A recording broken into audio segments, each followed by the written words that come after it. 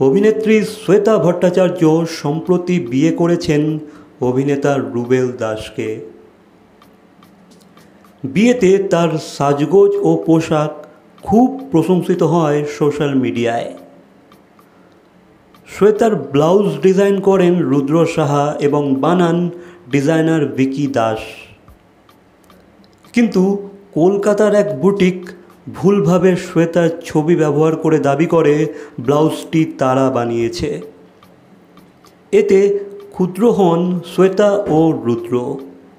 শ্বেতা স্পষ্ট বলেন অনুমতি ছাড়া ছবি ব্যবহার করা ঠিক নয় এবং ভবিষ্যতে এমন হলে আইনি ব্যবস্থা নেবেন। রুদ্র সাহা ভিডিওতে প্রকৃত ডিজাইনারের কথা জানান। দুজনেই ভক্তদের গুজবে বিশ্বাস না করার অনুরোধ করেন। সো গাইস, এই বিষয়ে তোমাদের কি মন্তব্য অবশ্যই কমেন্ট করে জানাবে।